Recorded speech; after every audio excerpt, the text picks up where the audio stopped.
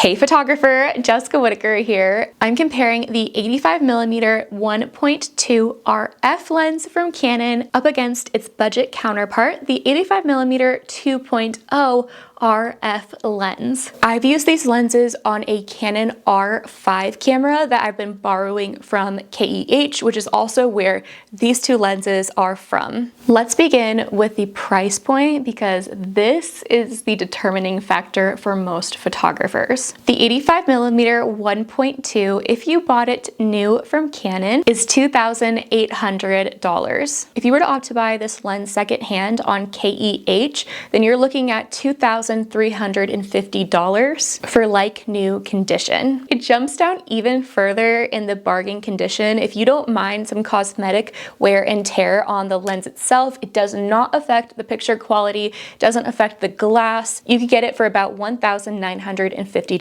in the bargain condition. It's an $850 difference on brand new at Canon or like new from KEH, who is kindly sponsoring this video. More about them a little bit later. Now for this little guy, if you were to buy the 85 2.0 new off of Canon's website, you're looking at $600. That's where the $2,200 difference comes in. If you were to buy either of these new from Canon, if you want to buy it secondhand on KEH, like new is about $500. And jumping down to excellent, you're looking at $490. Massive price jump, and we're going to talk about if it's actually worth it to splurge or if you're better off saving. Most of the time, you guys, you're better off saving. When it comes to the autofocus, the 1.2 does feature an advanced optical design and superior performance over the 2.0. It's not that big of a difference to me, but it is a higher grade lens, which would include having a faster and more accurate autofocusing designed for professional level performance. For example, if you are a professional photographer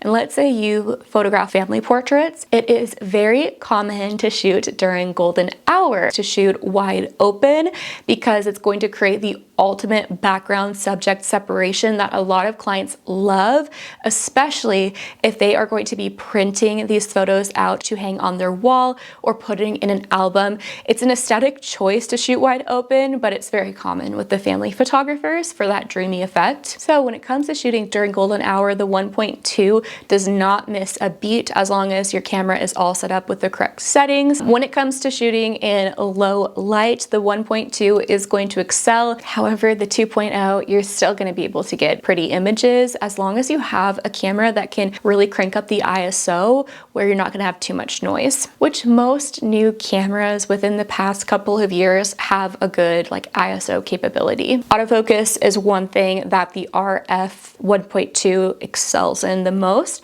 but when it comes to the 2.0 lens, it is more than enough for most photographers and most shooting situations. With both lenses, you need to remember that the shooting conditions and your camera body do play a big part in an accurate focusing system. All in all, the 1.2 has a speed advantage. The 2.0, though, is going to still be more than enough and accurate and gorgeous for most shooting conditions. Let's talk now about the sharpness. This is when it comes to shooting in overcast, even lighting. The 85 1.2 is technically sharper and it is pin sharp, but when I was playing around with the 2.0, I thought that it was amazing. And honestly, when it comes to the final edited result, as long as you know how to operate your camera itself, they're going to produce the same amount of sharpness, especially if you're a photographer who's delivering digital files only. You're not doing prints or albums, and you're delivering a file that is social media size or a medium resolution that could maybe go up to an 8x10. You're not going to see or know a difference. Now, when photographing during golden hour, 1.2 is razor sharp, and as long as your camera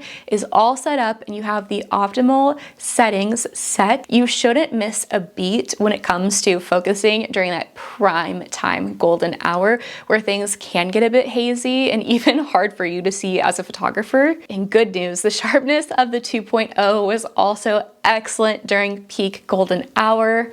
This is probably the most tech that I'll get in the video, but I want to talk about the image stabilization. Image stabilization is a technology that helps reduce camera shake and produces sharper images, especially in low light conditions or when you're shooting handheld with those longer focal lengths. The 2.0 lens does have image stabilization. The 1.2 does not have image stabilization. However, the Canon R cameras, a lot of them have in-body image stabilization. The technology is advanced enough that I don't know if it really matters that this lens doesn't, but with the 2.0, it's definitely something to note. I should talk about KEH because I mentioned them a lot in this past section. KEH is where you can buy, sell, trade in, and repair your used camera equipment, both film and digital, and it is a reputable third-party seller of the camera gear. Every single piece of equipment that goes through their massive warehouse is thoroughly quality inspected, and then it's tested and it's transparently rated on their website. So when I was talking about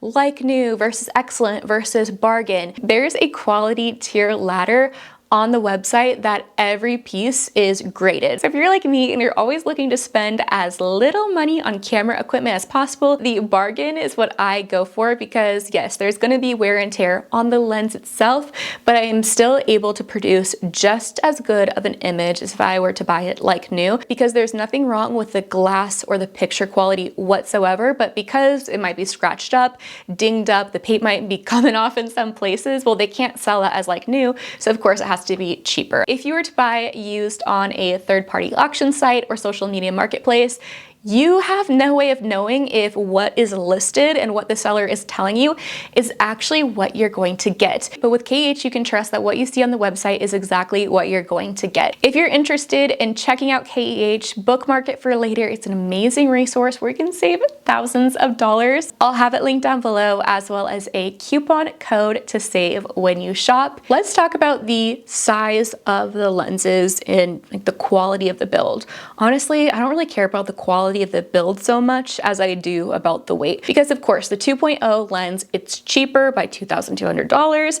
It's gonna be crappier quality when it comes to like the outside of it, right? 1.2 for the price point it better be made of like gold, right? I would take the crappy quality over the weight difference any day. As you can see, there's a huge size difference between the two, and that also comes with the weight. Let's talk first about the most annoying lens ever in terms of the weight and the size, the 85 1.2. It's made with higher quality materials. It's more durable because it is designed to offer a more premium, professional, optimal performance. All jokes aside, it definitely feels like a $3,000 lens. It is really beautiful, but it's heavy, and this is a major downfall. And I wish Canon would make these lenses much lighter so that the point of having my mirrorless is so it's lighter, but this is heavier than my old setup. As you can see, this little guy is compact and it's also lightweight. I know you can't feel it, but you can probably see the difference. The build is good, but it doesn't feel luxurious. It feels like a $600 camera lens, which is still a lot of money, but when it comes to comparing $3,000 versus $600,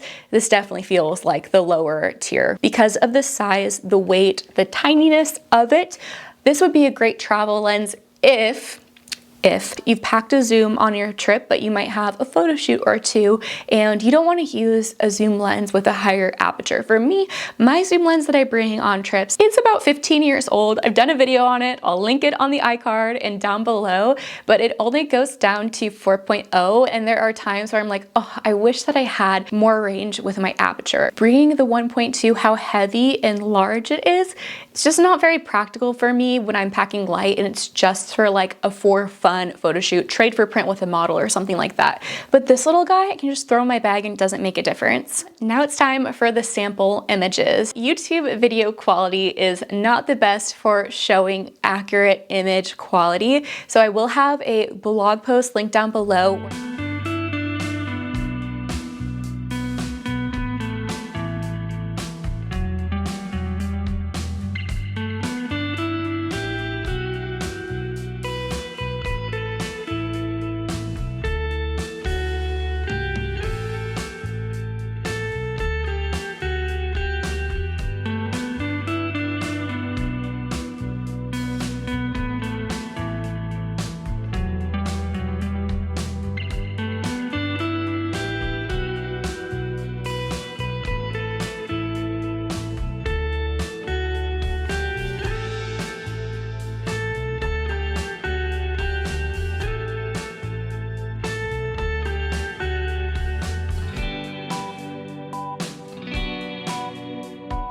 Now I'm going to share my overall thoughts on why you should choose one over the other. Let's start out with why you should choose the 1.2 over the 2.0, and then I'll share why you should choose the 2.0 over the 1.2. I know it sounds confusing, but trust me, when I explain, it will give you clarity on which lens is best for you. The 1.2 wins in terms of low light performance. It is definitely superior. If you frequently shoot in low light environments during golden hour, it has that enhanced background blur. If you like shooting wide open for the aesthetic of having a very blurry background in a very separated subject where it almost looks like a painting, you're gonna wanna get the 1.2. All that being said, you're going to have more artistic control. Because you have the widest range of aperture, you'll be able to make more creative choices. If you value that ultimate image quality and you're a photographer who's charging in the thousands for your work, there is a point where your gear does have to come into par with like your pricing. You don't want to shoot a $5,000+ wedding on a nifty 50, which is like the 50 1.8. It's like $100 lens, because the image quality is just not going to match the price point. Anyway, if you want that professional level performance, hands down, the RF 1.2 is worth the investment. It's worth the price difference. But remember, you don't have to buy it brand new. You can save a lot of money, about $800 in savings actually, if you opt to buy used on KEH. Now I'll share why you should choose the 2.0 over the 1.2. The 2.0 is fantastic for photographers who want a high quality image, but you do not have the budget to spend over $1,000 on a camera lens. It's like, oh my gosh, I have student loans to pay, I have a credit card to pay off. This is a huge thing that I always talk about in my videos, is the perspective of making a financially responsible choice for you. You never want to go into debt over your business, over your camera gear, and this lens is much more of an accessible price point. If you're somebody who wants that 85mm focal length, you want that wider aperture of 2.0, but you don't want to spend over $1,000 on a lens that you might not even know yet how often you're going to reach for an 85, go with the cheaper option of the 2.0. Like I've said, it's as beautiful in the final edited result. It's just you don't have as much like creative freedom with the aesthetics of having a wide open shot. And if you decide that you get enough use out of it, or that you do want to shoot wide open at 1.2, 1.4, 1.8, then you can always trade this in on KEH. You can sell it and you can get money back, or even money to put towards that upgrade. The 2.0 is practical, it is versatile, and it has beautiful performance for most situations, with the exception that it doesn't have that low light capability like the 1.2 does. But you know what? It still has beautiful focus, great image quality, amazing sharpness, beautiful background blur. It's a very versatile lens, and you really can't beat that price in comparison to the 1.2. The 2.0 cheaper option is more than enough for most photographers just starting out. It has a beautiful balance between the image quality and then that light gathering ability. The 2.0 is a great lens for you. Now, if you're still left with some very specific questions about which lens you should buy, I recommend to ask it over in my Build and Bloom Photography Facebook group. This is my best free resource, and you not only get my perspective on your question, but you also get answers from amazing photographers at all stages in the game, and it's kind, it's encouraging, and it's an inclusive photography community. There are no dumb questions, which really makes it an amazing resource for beginner photographers. Find Build and Bloom over on Facebook groups, and there's also the Build and Bloom Photography podcast, where I dive into the business side of photography. Don't forget, if you want to view the sample images at a higher quality up close, you can check out the blog post linked down below. Be sure to subscribe so you're the first to know when new free videos for your photography come out, and I will see you over in my next video. Click right here to watch and to learn.